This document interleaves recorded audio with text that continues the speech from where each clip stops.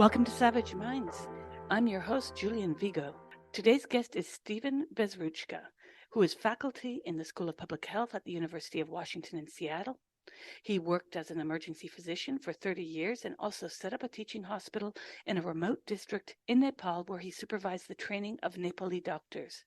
His current work is in making better known what produces health in a population and why the United States has worse health outcomes than some 50 other nations, despite spending almost half of the world's healthcare bill. His book, Inequality Kills Us All, COVID-19's Health Lessons for the World, has just been published by Routledge. I welcome Stephen Bezruchka to Savage Minds. Your book is just so excellent in how you set up the paradigm about American healthcare. You begin with a dedication to all those who died of social murder or structural violence. Can you explain that dedication? So, social murder is a concept that began around 1850. Frederick Engels was writing about poor people dying in England. And he said, they died from the usual diseases like you've been describing. And he said, it's the social conditions that are producing these fatalities, and it's done by acquiescence of the people who run the country. And so he said it's murder, just as if there was a weapon that caused this, a smoking gun. Structural violence is a more modern term. The term social murder has sort of been around for 150 years, but not used much. And structural violence came into being actually around 1969, when people looked at the economic structure of society that was killing people. And behavioral violence is obvious. There's an assailant. There's a gun, a smoking gun, and you can see the blood run out. And so you focus on that form of violence. And how much of that, but the structural violence, that is, the violence due to the economic structure of society, that's what was in the original paper in 1969, kills far, far, far more people. And there's no smoking gun. Now, to try and estimate the amount of it, in 2001, there was the 9/11 tragedy. 3,000 people died in one day in three separate sort of events, and that was behavioral violence. You saw it. Structural violence, rough estimates, put about one 9/11 happening every 2 hours continuously, just to sort of give it the scale that it needs. So but all these ideas, I think, are very hard to get people to consider. We're schooled to think of what happened to individuals, and it must be because of their personal behaviors or the behaviors of others. But that's a relatively small player. Your book begins with an interesting concept that I think many Americans, and even outside of America, people in the West are alienated from. I'm going to quote you here. You discuss the British epidemiologist Geoffrey Rose, of whom you note, quote, distinguish between sick individuals and sick populations in a seminal 1985 paper. He looked not at why some individuals had hypertension or high blood pressure, but at why some populations had widespread hypertension and others did not. Some of the highest blood pressures among adults were found among African Americans in the United States, while some of the most consistently low blood pressures are found in Africans in Africa. What factors are producing such a distinct difference among populations so similar? End quote. You maintain that we don't ask the broader social questions, as you put it, because, as you state, poor health has become normalized. Now, growing up in the US and in Canada, I was accustomed to hearing that African Americans or African Canadians have higher blood pressure. So we're made to believe that this is a somatic link, right? But in fact, what you maintain in your book is that there's something else happening. Could you discuss this for our listeners? So Africans have low blood, normal blood pressures, and African Americans, and I presume African Canadians, though things are a little different in Canada. I grew up in Toronto, and so I have the Canadian background as well as all the years spent here. Stress is, so I think in the book I write, stress is the 21st century tobacco. I started off by saying stress is the 21st century tobacco. And what I mean by that, and it relates to structural violence, as we have more and more inequality in society, we're under more and more stress. And we have all these conveniences. We can accomplish so much by just doing mouse work and, cellular phones and all of that technology. But somehow we are much more stressed than we used to be. And the stress, spending time in Nepal in the early 1970s, there was no word for stress. They then, as they urbanized and they had more dense populations and modern conveniences, then they borrowed the English word stress and they pronounced it e-stress, Malay stress lagyo.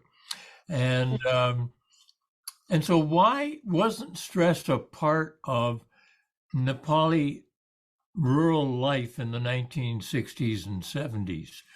Well, you had work to do. It was mostly farming, various forms of farming to grow enough food to survive.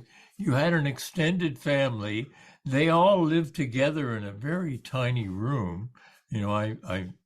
I spent a lot of time in those circumstances, and life was hard, but everybody shared the same hard work, and we didn't have hierarchies.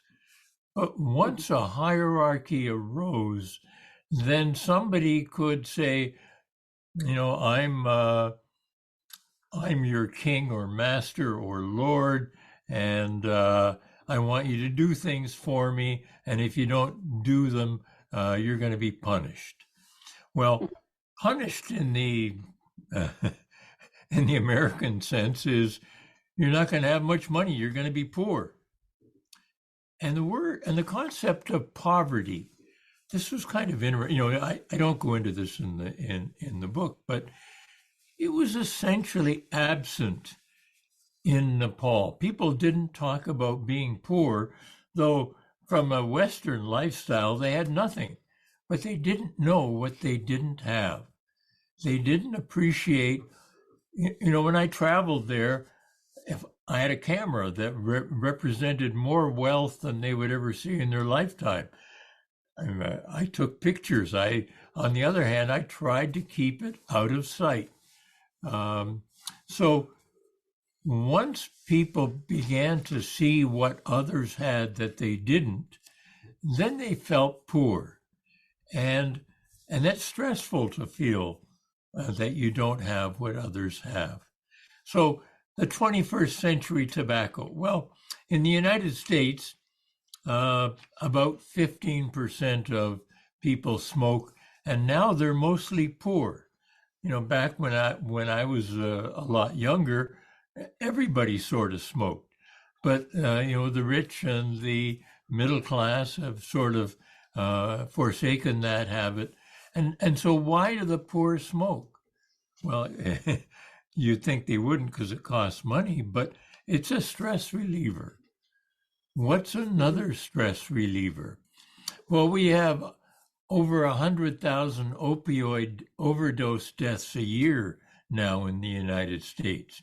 And we Yeah. consume about 3/4 of the world's opioids in the United States. 3/4 of all the production in the world. And why? Well, pain comes in two varieties: physical pain and social pain. And both, of course, are treated quite well by opioids. The amount of social pain in the United States is huge. And so people self-medicate. And yes, you sort of blame the pharmaceutical companies for their selling tactics for the oxy drugs, but people, they're not doing that anymore, and people are still dying because they're trying to relieve their pain for living in the United States and all the stress that it has. What do you mean when you say they're not doing that anymore? Well, okay, so the Sackler family and Purdue Pharma heavily advertised opioid drugs, saying they were not addictive. Starting, I sort of noticed this in the early 1990s. There was a big push to get people, they said these weren't addictive when they knew that they were. It was just a marketing strategy. And eventually, they've been taken to court. They've had to settle. The Sackler name has now been taken off a lot of buildings and foundations, and so they're no longer advertising the opioid drugs as being safe. But they're very effective, and so people still, they can. What's happened is the you used to have to go into rather depressing parts of town to get your fix, but now you can have the delivery Uberized, and there's a real huge network to connect people to opioids. A lot of people working within the FDA, eventually, when they retire, they go to big pharma.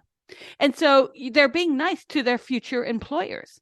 And this is something that also plays into, unfortunately, what we've all been through these past 2 point whatever years with the lockdown, the follow up to that, the mask, no mask, the distancing, this, that meters, and then the eventual rollout of the vaccines.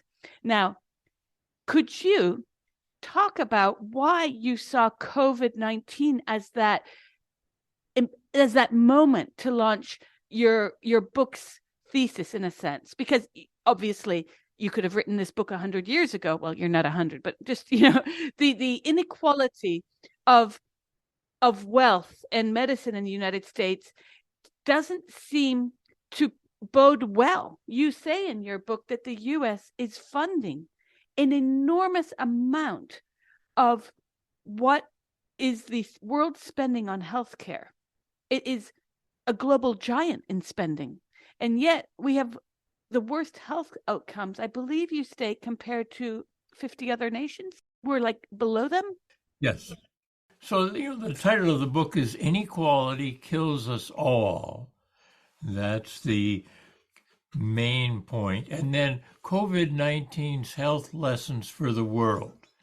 So the basic statement is that economic inequality, income, wealth, however you want to put it, is the main perpetrator of poor health. And why is that? Well, as I was talking about stress, inequality produces a tremendous amount of stress in society. And because, however you measure it, especially during the pandemic, there's been a huge increase in income and wealth inequality. And, we can call it pandemic profiteering. Kills us. So how does inequality kill? Well, it kills by creating a stressful society, and we succumb in a variety of different ways that we all suffer from. Yes, there are 100,000 overdose deaths, but there are in the United States about 3 million deaths a year, of which heart disease and cancer take up about half of those. And if we eliminated heart disease and cancer in the United States as a cause of death, we still wouldn't be the healthiest country in the world. Something has happened in the United States that there are now, depending on whose numbers you use, 50 other countries where people have longer lives, and those longer lives are healthier. You know, you're in Italy, and I just want to look at my Health Olympics. Italy is number 10 in the ranking of using the United Nations Human Development Report published this year with the data for 2021. In that report, the United States is 44th. Now, the UN doesn't include Taiwan and a variety of other countries. So if we go to World Health Organization or even the American CIA World Rankings website, we fall down to 50th to 60th. This is the richest, most powerful country in world history that spends half of the healthcare bill, half of all the money spent for healthcare in the world. People in this country, they conflate the terms health and healthcare. We say we access health, pay for health, get health, insure health. We do nothing of the kind. It's healthcare. We access healthcare, pay for healthcare, insure healthcare. But we assume that it's healthcare that produces health. And it can't be true, since here we are spending half of the world's healthcare bill, and 50 countries have longer, healthier lives than we do. So I mentioned Italy, where you are, is number 10. Canada, where I grew up, is number 13. Number 1 is Japan. Now, Japan has been the longest lived country since 1978, according to pretty well all the data you can find. So I've spent some time in Japan, and I also looked at data in Japan, and 3 times as many men smoke cigarettes in Japan as in the United States. So if I told you that's the reason Japan's so healthy, they all smoke, you'd be wise to not air this podcast. But something is going on that allows Japan to have a behavior that we know is bad for you, that doesn't harm them. It harms smokers in Japan, but not as much as in the United States. So what might that be? What characterizes Japan's society? And when I'm talking to people, I sort of quip, and during the lockdown, there hasn't been, and this may not have been true, but before the lockdown, did you ever see a lone Japanese tourist? They're always together. Do you ever see a lone American tourist? All the time. They have this concept of social harmony, or wa, and it's the way to treat social murder or structural violence. The having friends and support and family is a very, very good medicine, so to speak. There's much less structural violence and everything else. So I said inequality kills us all. And I mean that for the United States, but also many other places in the world.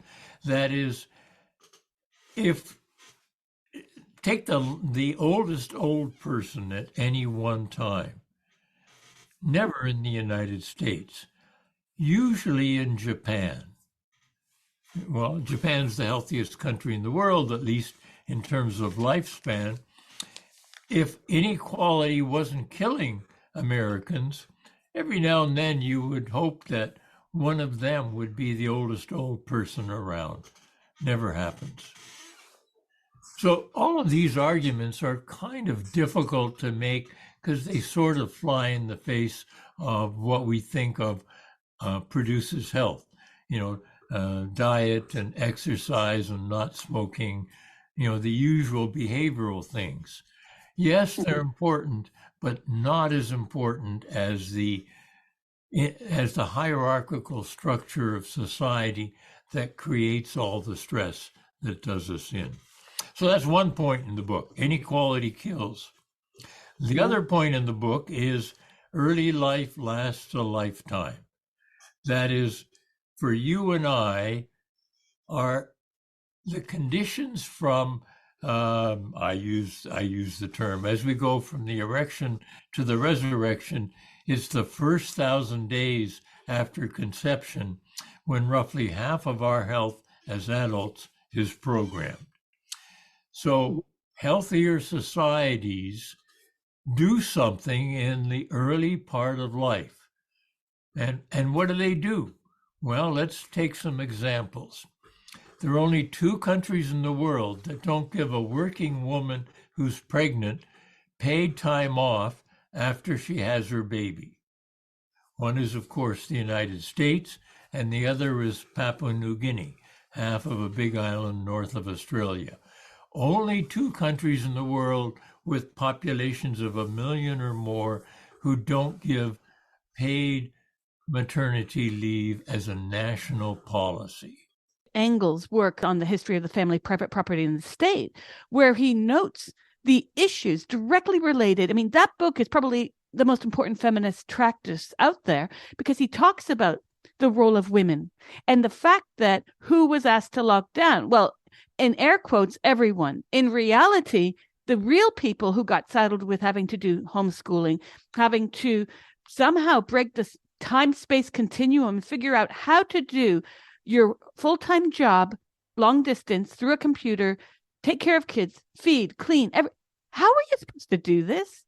There was no measures made. All of these politicians just said, it was like watching an episode of of I Dream of Jeannie or something, where suddenly people were expected to fix time, multiply tasks within that same amount of time. And it was generally the poor and women who paid that price. You're talking about the experience in countries in Europe, and I see what happened in the United States, and it's a much greater degree of societal dysfunction, malfunction here than it was in Europe. But there was much more government support, not adequate. Essential workers really had it much more difficult. But things were a lot worse here in the United States. And we can look at, for example, track life expectancy in 2019, 2020, and 2021. The European countries saw maybe a little decline from 2019 to 2020, but not much after that. The United States just fell in over the entire period, and it lost 7 life expectancy years from 2019 to the end of 2021. That's a huge health hit. I mean, that, like I said, if we eradicated heart disease, cancer, and COVID, we still wouldn't be the healthiest country in the world. And that's not true in any of the European countries. So, yes, it was pretty bad in Europe, but it was far, far worse here. What is the current life expectancy in the U.S. now? So according to, in 2021, it was a little less than 77 years. 76 point, to be exact, 77, well, it depends. The UN 77.2, the CDC, our National Center for Vital Statistics, puts it a little lower, about 76.8 or 9. The numbers vary a tiny bit, but I've been using the UN, the United Nations numbers, for 25 years, and so that's what I stand by. But the difference is huge, and I'm when I give talks and I can show visuals, then it's really remarkable how stark the difference is. And you look at mortality rates. I mean, for example, let me pose this question. I think it's in the book somewhere. Let's take adult mortality. The probability of a 15-year-old dying before reaching age 60. And let's just compare the United States for a 15-year-old girl and a 15-year-old girl in Sri Lanka. Which 15-year-old girl is more likely to be alive at age 60? The American girl or the Sri Lankan? I would say the Sri Lankan, even though I've read the book. Yeah. I know this from India. You go to India and you see poverty, but you see incredible health amongst the general population compared to the US. Nepal has a longer lifespan than India. That wasn't true 30, 40 years ago, but something has happened. And I rewind all this back to colonialism. That is, Nepal was never colonized and India was. And colonized countries were mostly exploited by the British Empire or whoever were the colonizers, the Dutch. You can look at the history of colonization all around the world and explain the 35-year gap in life expectancy using UN data from Chad at 53 years up to Japan at 84.8 years. That's huge. That huge gap, and you can explain most of that by colonial exploitation. And then there were the countries that were never colonized. So a country like Nepal, Japan, but that's another story. Japan is very special for a variety of reasons, and I go into Japan. I describe the Japanese situation in the book. Think about it. Japan was destroyed at the end of the Second World War. And the United States occupied Japan, well, other powers too. And they put in place policies that were the most rapid decline in mortality ever seen on the planet. And what were those policies? Well, Japan was Article 9 in the Constitution said Japan shall never wage war. They will. That's written into their constitution. They have to resolve disputes peacefully. They had another clause, Article 23, saying that the Japanese government was responsible for the health of the people.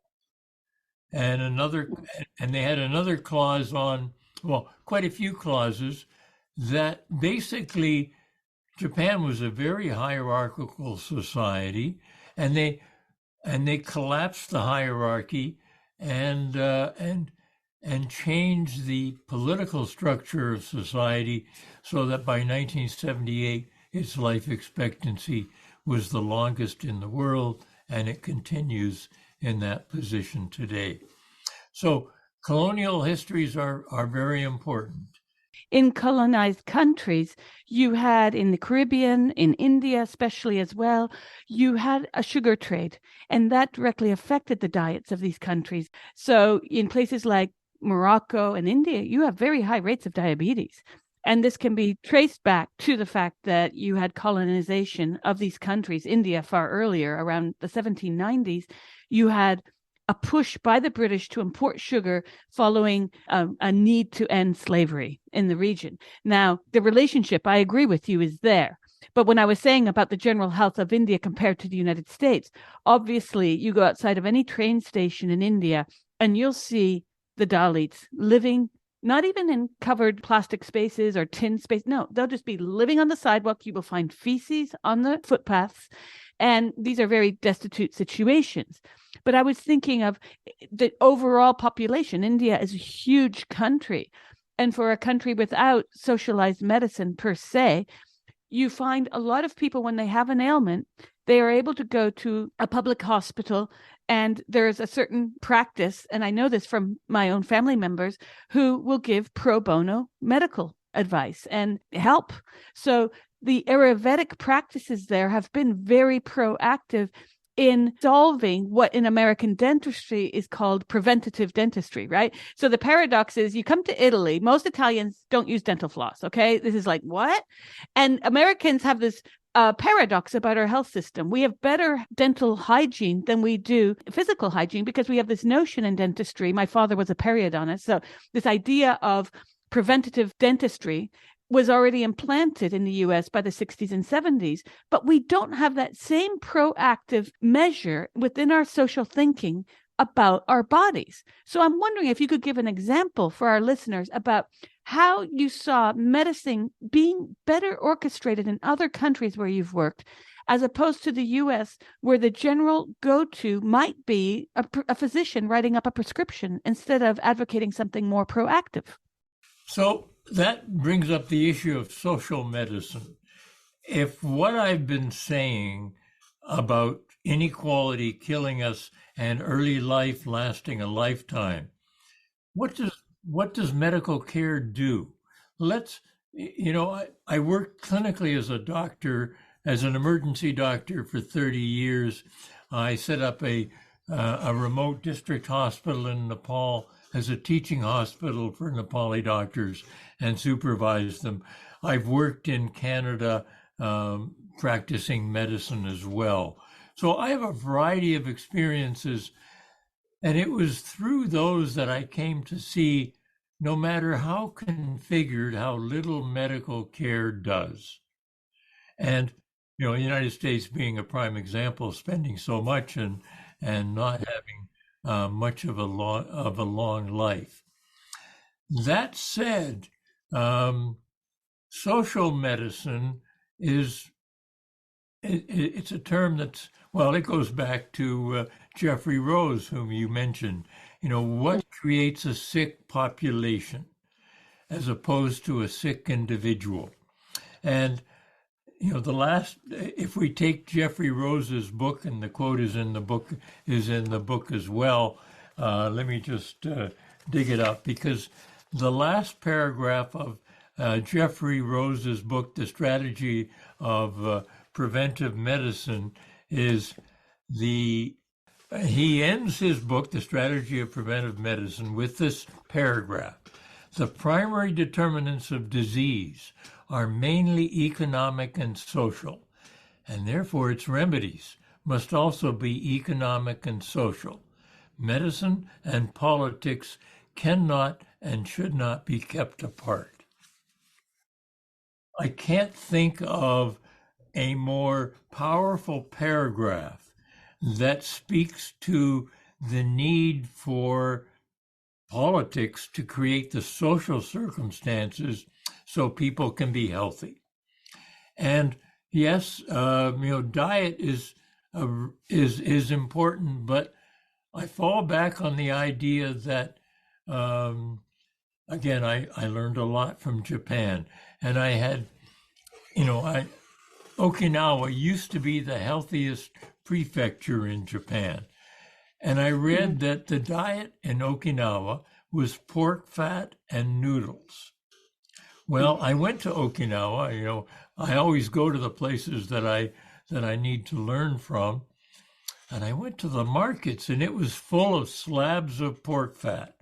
I had dinner in a Okinawan family home, pork fat and noodles, just as I had read. The difference is So we would not think that's very healthy, pork fat and noodles. However, they have a saying, "Hari hachi bu," stop eating when you're 80% full. In other words, don't eat too much. I think, yes, sugar is bad for you. Um, too much fat is bad for you. All of these things contribute, but under the right social circumstances, such as we have in Japan, diet isn't as important as we think.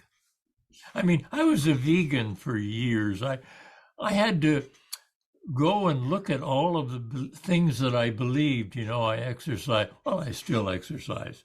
But I came to see that the political factors that were the most important. And so, what does that mean? Political factors.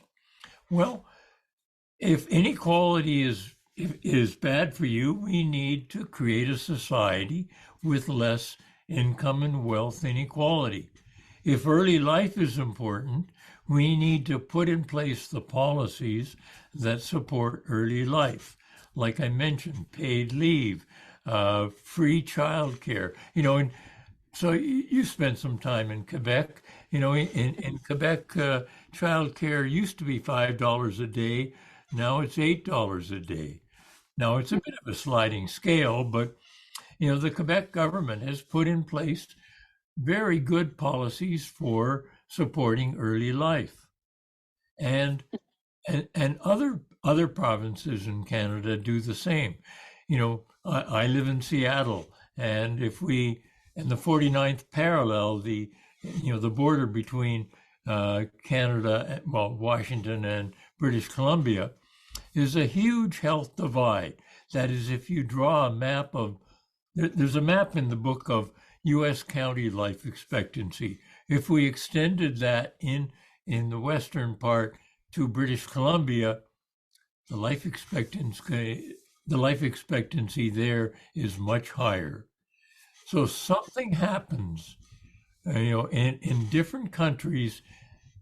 Diets are not that much different, but other social factors are, and they create the huge differences in health outcomes. Again, it's a tough idea to try and get people to believe because, most of us think it's healthcare, diet, and those factors that affect health. Yes, they're important, but just not that important.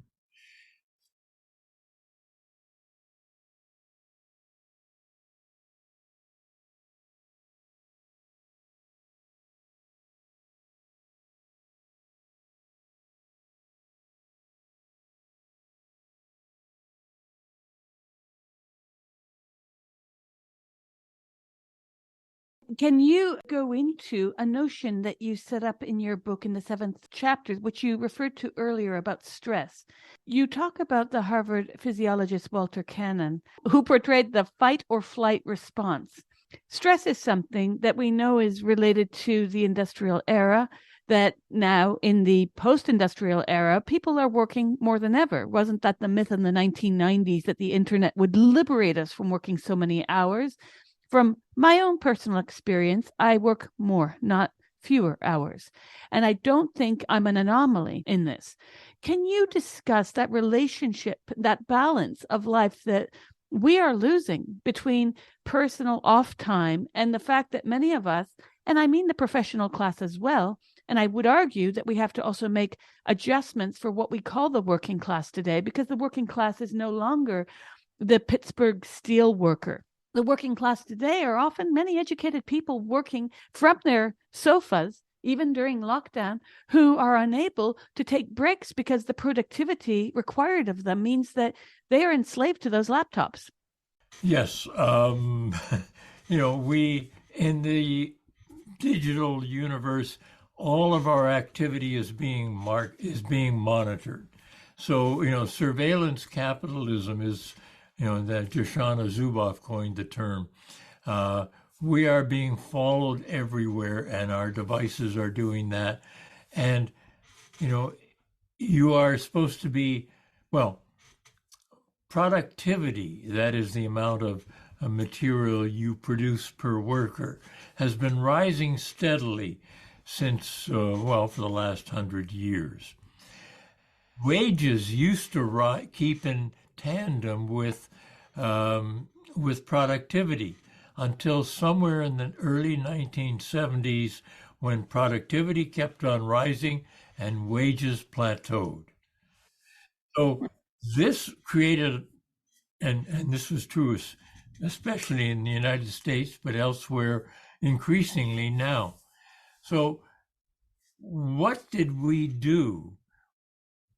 What did workers do in many strata to cope with the fact that they no longer made more money? Well, first of all, women entered the workforce and they had to provide for the family. We borrowed against credit card debt, and we mortgaged the house to pay our salaries. Basically, it sounds crazy, but because we had to buy all the stuff that was being sold to us, and so we basically borrowed our salaries to consume more stuff that was very stressful and ended up You're listening to Savage Minds, killing us. and we hope you're enjoying the show. That's a tough concept. We don't accept any money from corporate or commercial sponsors, and we modern depend upon society, and readers just like you. Now back to I'm our a show. mouse worker now. I mean, I move this rodent across the screen, but I teach, and so I go into an active learning classroom to do that, and I give talks and things like that. I'm really privileged to be able to do that, and I have enough money that I don't have to borrow to pay my salary. But that's not true for the bulk of American workers. Student debt is $1.5 trillion. In Italy, when you go to medical school, it's free, and you probably get a stipend. Here, a medical student will graduate with $500,000 in debt. And my students, the undergraduates, others, they have huge debts before they graduate. And so what do? They got to try and pay off those debts. And so they're on the work treadmill. It's not very good for them. And that fits into the opioid crisis as well, because one thing that a lot of Americans are unaware of, and I think our European and Australian listeners as well, New Zealand, would maybe not be aware of, is that it is not illegal. This is really blowing my mind, but just like we need campaign finance reform in the US around all elections, which really gutted Hillary Clinton's career in the early 90s when she suggested that as first lady. We also don't have a system that demonetizes conflicts of interest. Let me explain. The opioid crisis grew in large part because the representatives of Big Pharma were wining and dining doctors. And as you just noted, medical students are graduating with immense debt. A lot of foreigners think Americans are just wealthy and can pay their way through these schools. No, you have even middle class Americans cannot afford the prohibitive costs of medical school, where in the EU, medical school tends to be, if not free, there's a paltry sum to pay of 100 or a few €100 a year. So you don't have that kind of pressure to being put upon doctors to incentivize them writing out scripts for OxyContin, for instance, or Vicodin. And that was happening. And it was happening even before this current opioid crisis. I know because my own father became a Vicodin addict as a practitioner.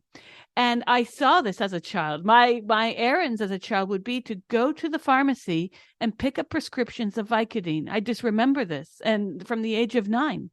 So I think that what a lot of people don't understand is that this is very much a class issue, but it's not the class issue that Marx and Engels were writing about, because the industrial age class was very different than the panorama we're looking at.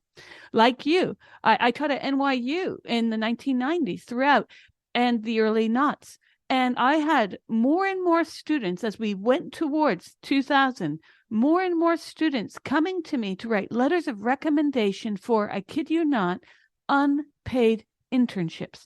Now, how are you supposed to live in New York City, where even as a renter in a flat crammed full of cohorts who were similarly trying to struggle their way through, you were lucky if you were paying $500-600 a month? How are you supposed to survive in New York City with a year's job, 6-month job of no income?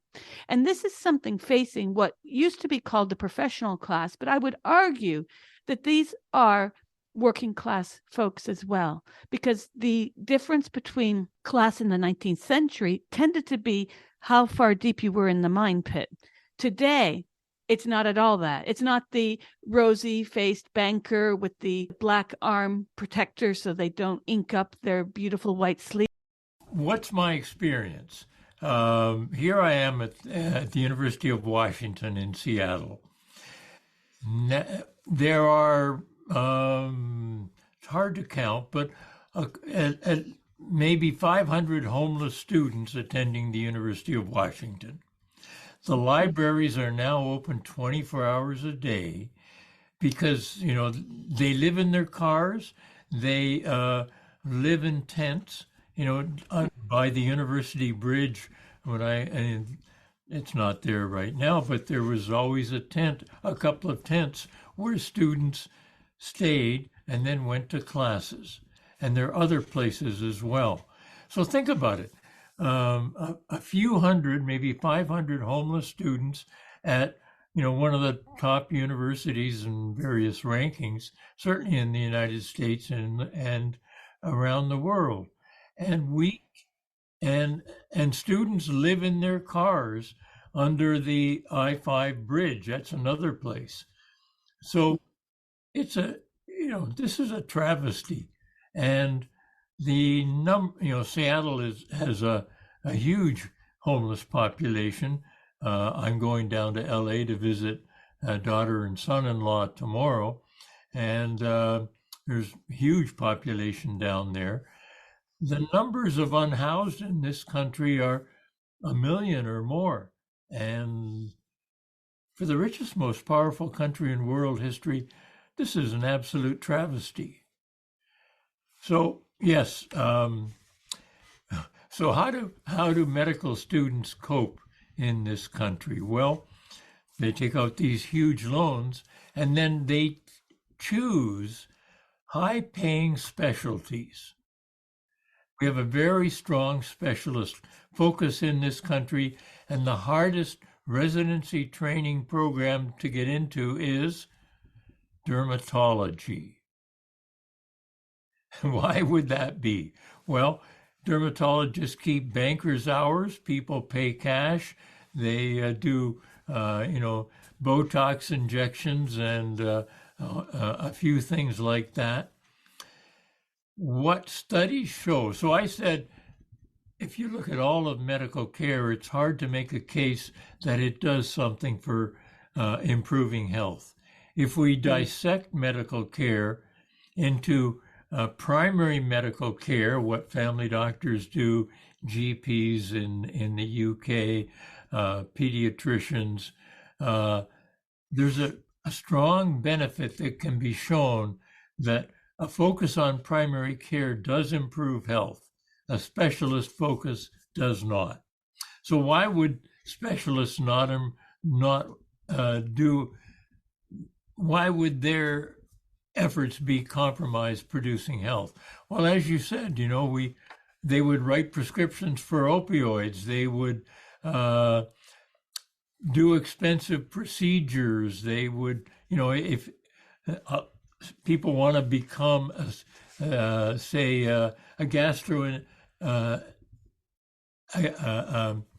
gastroenterologist, a doctor who specializes on the gut.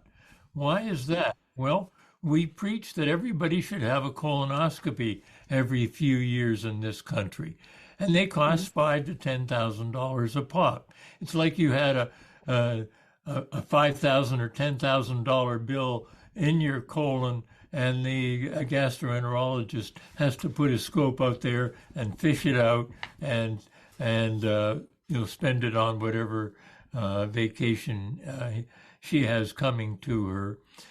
And then 5 years later, the bill is back there to be pulled out again. I mean, that's what specialty medicine is like, and many studies show it doesn't do much. Your book basically points out the primary role of politics in shaping health. How can political issues be more important, in fact? Because you have this dichotomy that's been set up between medical care and personal behaviors. Is that the only game in town? So Jeffrey Rose, medicine and politics cannot and should not be kept apart. So what do I mean by politics? Well, politics, there's a variety of definitions. I think I quote some in the book. But politics is how we decide to structure society.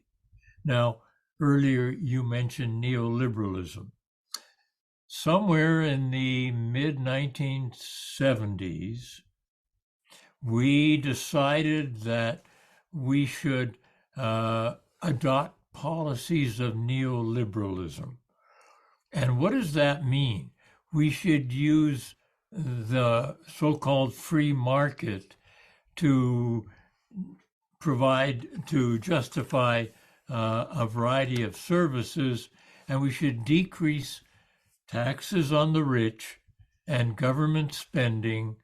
And Reagan said the problem the problem is the government, not something else. And Margaret Thatcher said there is no alternative. I mean, they were big proponents of let market forces rule. And what did that do? Well, basically, we started having increasing inequality at a huge pace, and our health started to decline compared to other countries, and now absolutely for the last 5 years or so. So how did we decide to adopt neoliberal policies? Well, we voted politicians who basically did that. Reagan and Reaganomics, let's give as much as we can to the rich, and they'll invest it, and it will trickle down to us. Bush the first, he continued those policies. Then Clinton came in, and what did Clinton do? Well, he separated, the finance and speculative banking, the Glass-Steagall Act. He broke that apart, so now banks could really get into speculative mechanisms. Along came Bush the second, and after 9/11, I mean, we just had, talk about a huge change in security in this country that had huge ramifications. And I talked about it. We put that in place because of 3,000 deaths. And here we have now 1,100,000 COVID deaths in the United States, more than any other country in the world. Have we learned any lessons from that? No. What should we have learned from COVID? Well, many studies, and I mentioned some of them in the book, at the state level, more deaths occurred in more unequal states. That's within the United States. Among countries, more income inequality was associated in a study of 84 countries, worse COVID outcomes. Why? Why does inequality, why does inequality have these strong effects on deaths from COVID? Well, basically, you need to have a trusting society. And the more inequality there is in a society, the less trust in the government, the less trust in each other, the less cooperation, and that doesn't bode well. So it all boils down to stress. Now, we respond to these stresses with ways that are really very harmful for us. And the other thing that's really important is the socioeconomic gradient in health. That is, poorer people have poorer health. And that's true across the board. And what income inequality does is make the gradient between poorer people having poorer health and richer people having better health steeper. And that works through many different mechanisms. I use the example in the book of survival on the Titanic. Remember when the great ship sunk? If you looked at who survived, if you had a first-class ticket, 60% survived. If you had a second-class ticket, 40% survived. If you were third class or crew, 25% survived. So the class distinction is there pretty well everywhere you look. The lesson from the Titanic is always travel first class. Better still, don't have those class distinctions. But what you're saying, some Americans might attribute to, well, if wealth makes healthcare better, then why can't we just continue as we're doing? Even though the Affordable Care Act was a Band-Aid on what I call a sucking chest wound. We didn't really have change in how medicine is practiced in the U.S. That sort of, in fact, was a boon to the insurance industry, giving them guaranteed clients, right? But once again, focusing on, the United States doesn't have universal health care or Medicare for all. And so the natural tendency among progressives is to say, yes, let's have universal health care or Medicare for all. And and then let's see what that does. Well, the European experience, where there's Medicare, there's universal health care, we still have the health inequalities. It didn't do away with what you saw on the Titanic. So no matter what, yes, the United States should have universal health care. I'm all for that. But we can't expect it to do much for improving our health. We've got to look elsewhere. And the elsewhere is to decrease the gap between the rich and the poor by increased taxation. Let's have a wealth tax. Let's have a progressive income tax. If you take in the United States combined federal, state, and local taxes, the richest 400 peoples pay a smaller rate of tax than anybody else in this country. When you combine all those taxes, Washington State does not have an income tax. It has a sales tax. Sales taxes are regressive. They mostly fall on the poor, who have to spend an increasing proportion. Now, back in another argument I make in the book is that in the early 1950s, although we didn't have as long lives, our life expectancy was one of the highest in the world. We were in the top 5 or 10 countries then. During that time, the highest marginal tax rate was 91% throughout the 1950s. That is, if you made $1 million and you made an extra dollar, 91 cents went to the government. And what did the government do with that money? Well, they spent it on a variety of social programs back then. And it was the poorest fifth that saw the greatest increase in income during the 1950s and 60s. Now it's only the top 1% or 0.1% that are seeing those. So the kind of policies we need to put in place are the ones we used to have when we were one of the healthiest countries in the world. I sometimes show a picture of the front page of the New York Times in I think it was April 14th, 1942. It's the lead headline is $25,000 income limit asked by president. Franklin Delano Roosevelt proposed a maximum wage in 1942, 100% tax on all incomes above $25,000. That's about $450,000 today, and many of us could live on that if we had to. I mean, that's quite reasonable. Now, that didn't pass. A 94% tax passed in 1944 that was raised to 96% in 1946, and then it was dropped down to 91% in the 1950s. So we should embrace taxation. Tax rates. Sweden, for example, has high tax rates, and why? Well, the government spends it on the people. We talked about maternity leave.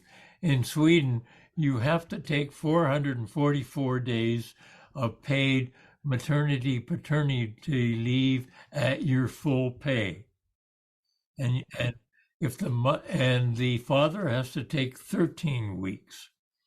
In the second year, after 444 days, you can take more paid leave at a 70% pay rate.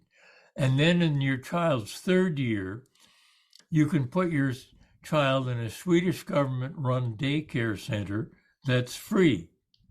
And what are the requirements to work in a Swedish government daycare center?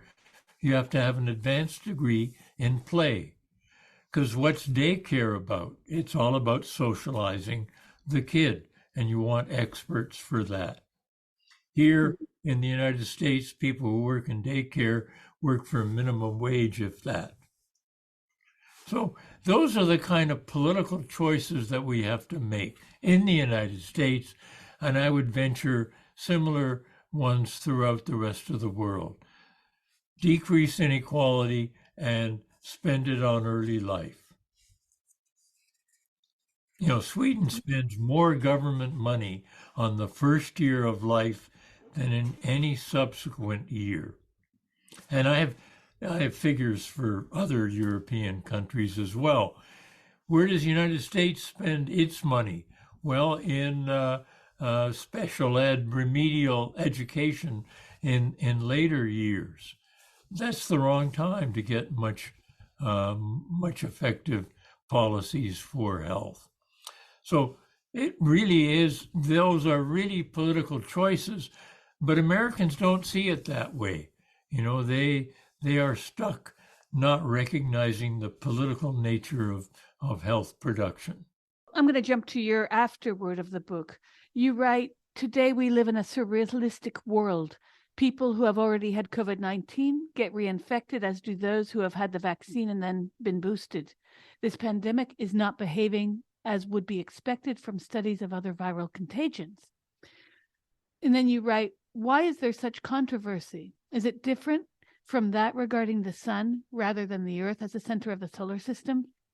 Recall that a quarter of U.S. adults believe the sun orbits the Earth. Ironic, because last week I tweeted sarcastically about heliocentrism versus geocentrism as this paradigmatic pushback. And we've been seeing it over the past 20 years. We've seen a pushback to science directly in measure to leftist social movements. I work on many subjects aside from COVID and lockdown and so forth. That has occupied my life recently. But I also work on the gender identity debate, where now, because of the ideological spin that somehow magically humans are suddenly no longer sexually dimorphic, that now sex can be mutable, that sex is not actually somatic, that sex is in the brain. This is the new ideology, and that gender is between the legs. We're seeing a whole revisionism of science and what many, and myself included, claim to be an undoing of all of what the Enlightenment advanced. And I find this quite dangerous because we really do need science. Science is not our enemy, but the minute we start to spin it and big pharma it, then we're losing touch with what is important. So I guess I ask, in your afterword, you pose some very interesting questions about also the Pandemicene as a possible sequel, you write, to the Anthropocene. What do you see as a way that we can push back on this, both as individuals and as a collective, in terms of writing our representatives, our senators, our parliamentarians? That's a tall order. The rise of there's a lot of social fragmentation going on, and the left is not as very good at integrating a lot of new ideas. Um, my students now uh, they they identify by their pronouns. And yes, this speaks to a variety of diversity issues, but it doesn't get us, we lose focus on the basic ideas of how society needs to be structured. Intersectionality, all of those issues, they can be divisive or they can help unify. And I think the gender, sex issues, I'm somebody struggling to try and keep up with youthful ideas, and sometimes I fail. But not all youthful ideas are great ideas. That's another problem. We have this notion in the West, and this has been written about quite a bit by a wonderful Indian philosopher, Ashish Nandi, but this notion that progress is teleological, that we start at A, we head to Z. Now, we don't go from A to Z very easily because it's a fiction. And the idea that a 16-year-old suggests something means that we should follow it is anathema to logic. Who is to say that because someone is younger, they know more? And in fact, I would say that the older ways of society being structured amongst a panorama of involvement from the young to the elderly, where the elderly have the ear of the society, but they are the ones that hold a bit more power because they are able to see what has worked in the past and what has not. Hence, I'm not so sure. I'm not so sure. I'm absolutely convinced that the ideas of identity around gender are anything but harmful, especially when you see what is happening in California and Texas and many other states, where men who identify as women are being placed in women's prisons, where you see the upending of female sports because men want to get a scholarship to a university. Of course, who's not going to try and play the system? And this is not new. And people say, oh, but men wouldn't just, yes, they would. In England, the ministry that oversees the prison system has noted a steep increase in men identifying as women. Why? Because they have access to women, they have nicer jail cells, etc., etc. Instead of solving the problem of male violence, we are being told, women, that it's all in our heads, that we should be kind to male rapists, etc., and be inclusive of them. So this ideology coming from younger generations is not currently at all progressive. In fact, it's quite dangerous. And the paradox here is that it's the right that is saving women's rights today, both in the US and Canada. In Canada, it's quite worse, the situation. Many feminists are calling Canada Tranada because of the fact that women are not even being considered. You've had women raped in prison who are being called TERFs, who are being derided. You had a woman kicked out of a shelter because she didn't want a man sleeping next to her. This kind of stuff is happening. So I would push back on the idea that because the younger generation suggests something, that it's necessarily better. And I would say the inverse, because you say something, and you are certainly not a young chicken here. I wouldn't say, because you say it, we should listen to you because you have gray hair. I would say, we need to look at the merits of argument, which is what the scientific method is also based on, no? Sure. I mean, I don't really have anything to counter what you said. these ideas distract us from what I think is, you talked about prisons.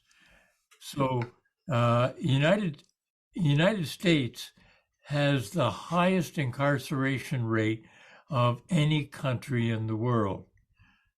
That is, almost 1% of Americans are behind bars.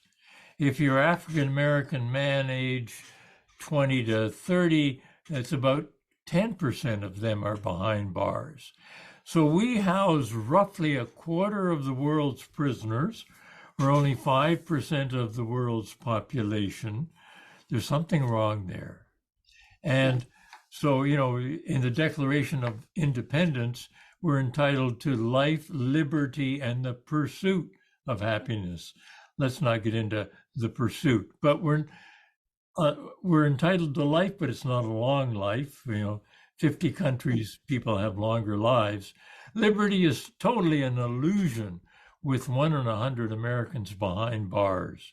So we need to face up to some of these ideas and recognize the prison industrial complex started again in the 1970s as a way to put the poor behind bars, punishing the poor. And because, are corporate criminals in jail? No way. It's only the poor and marginalized people in jail. And so we need to change our system of justice and put corporate criminals in jail and not lock up people for minor offenses such as possession of drugs.